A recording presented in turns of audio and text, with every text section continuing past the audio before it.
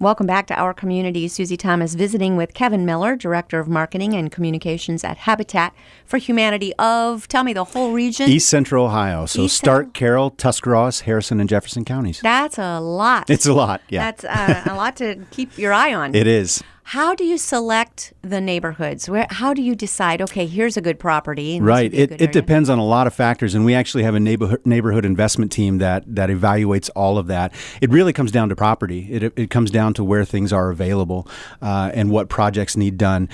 Also, I'll back up and say, when we talk about Habitat, we talk about more than just homes. We talk about communities. So we always are stepping back a little bit to look at an entire neighborhood to see how an investment in this neighborhood is going to strengthen all the people who live there, not just the families that are building with Habitat or renovating with Habitat. So, sometimes properties are donated. Sometimes we are able to purchase them and then get sponsorships to help build the homes on that land. It can happen a number of ways, but we kind of follow the land and follow the communities. Mm-hmm.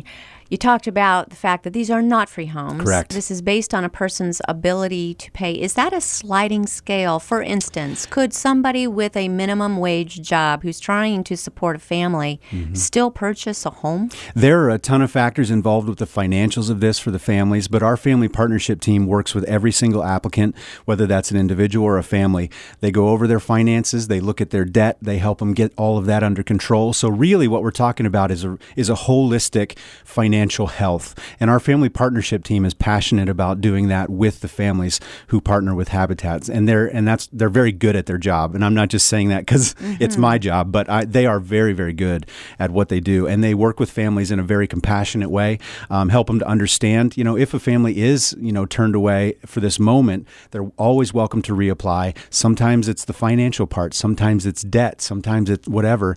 But our family partnership team works in partnership with the families to get that under control and make sure that there's a healthy situation on the other side that they can afford. We're talking about a mortgage, an affordable mortgage, of about how much? Can you give us a dollar range of what varies. These homes go for? It varies. I mean, when we're talking about sponsorship of a home, we build a home at about $75,000.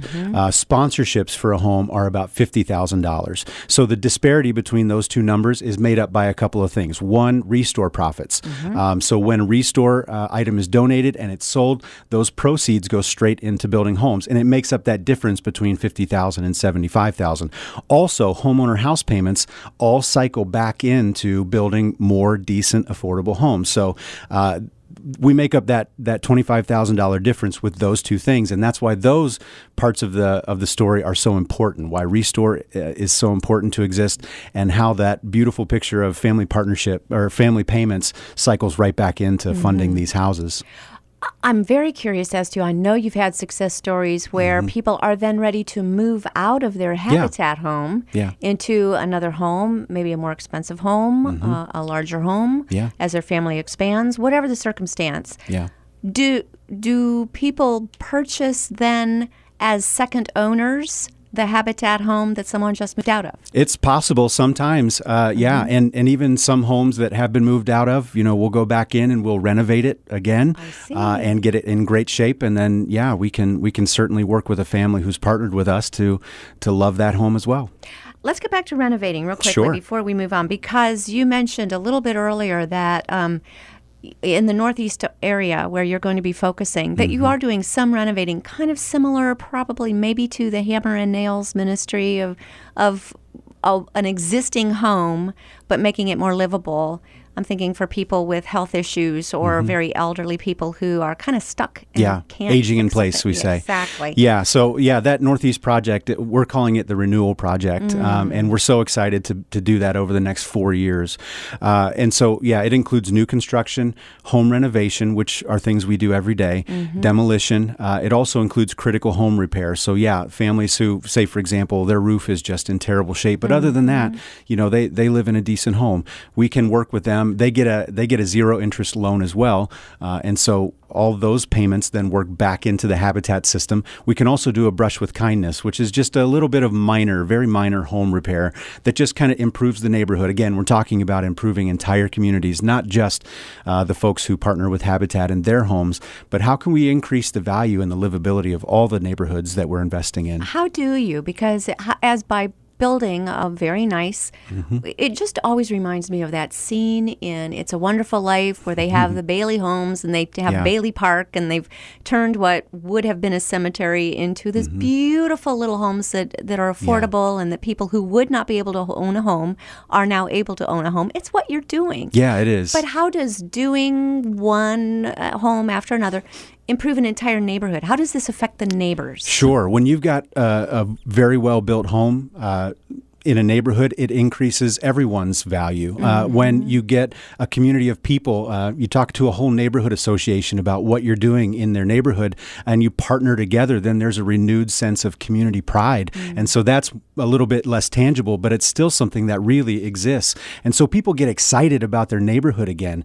Sometimes, this is a very tangible thing too. When we tear down blighted property and we create green space is, a ton more appealing than some house that's been sitting there dilapidated forever. So there are a number of ways, and those are just a few of them. But we're talking about, whole communities that are strengthened because of the Habitat Ministry and the people who volunteer with us, who donate to make these homes a reality. And it's a beautiful picture of coming together.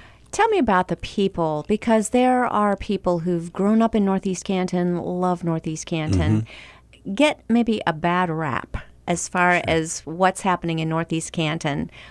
Talk about the love of their community and the people there. It's actually a very old part of Canton, and a number of immigrants moved into there a long time ago, and they're still there. And a lot of folks in that neighborhood are aging in place.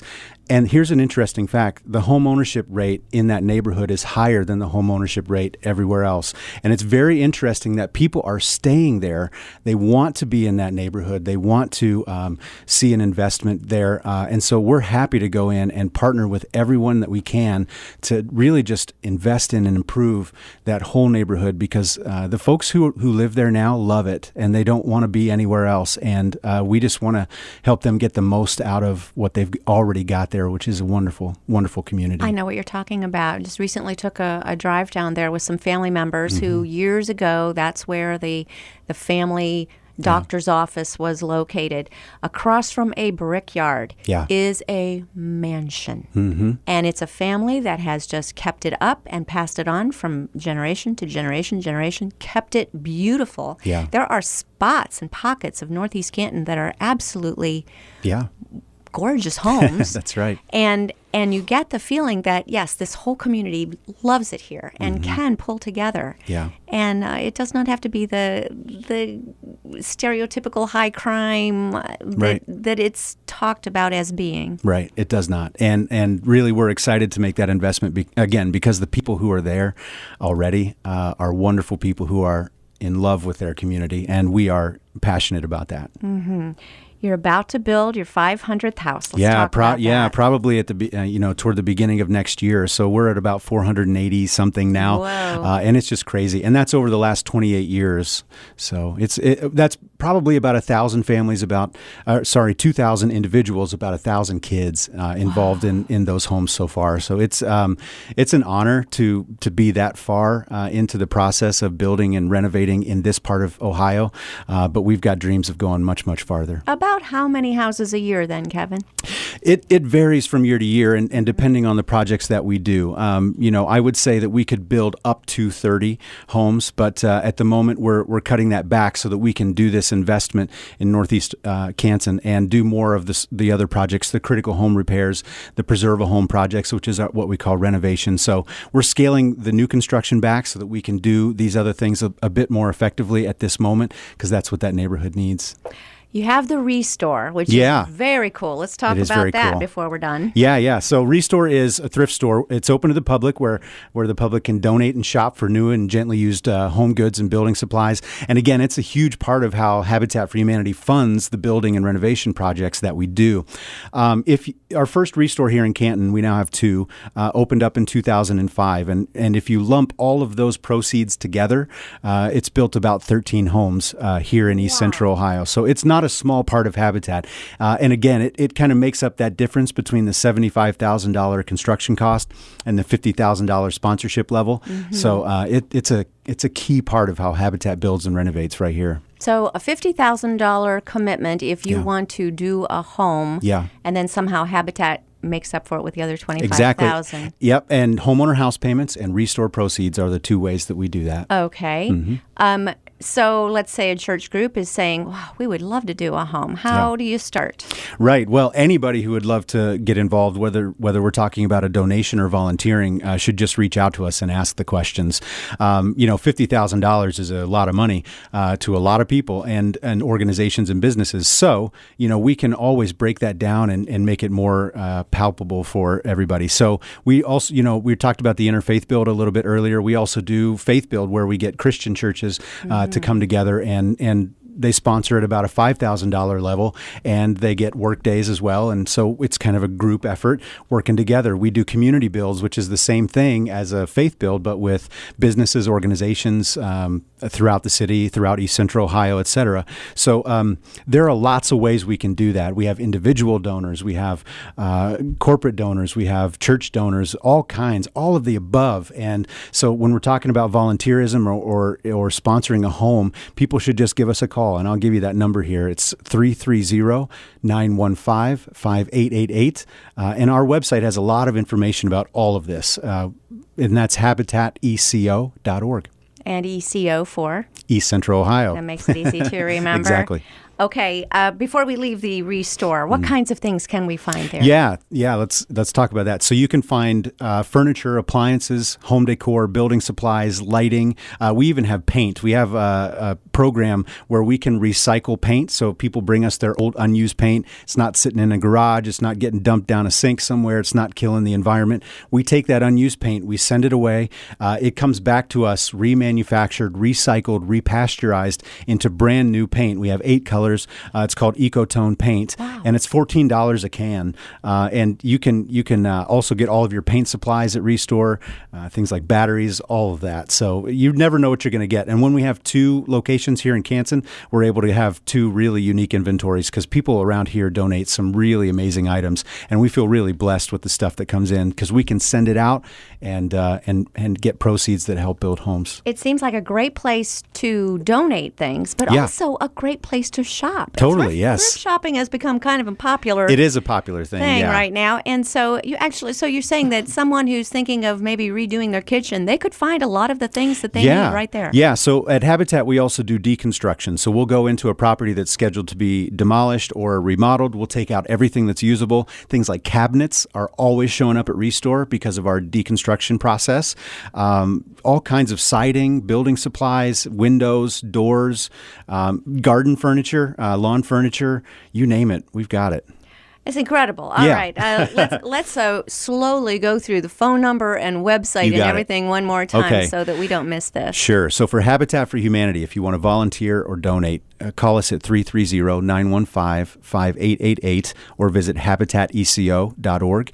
If you're interested in Restore, donating, shopping, getting more information, give us a call at that same number, 330-915-5888, or visit restoreeco.org. And I should mention that Restore has free donation pickup as well. So we would love to help you get those items out of your house and into Restore. Awesome. Kevin Miller, thanks for joining us on It's been our my community. pleasure. Thank you.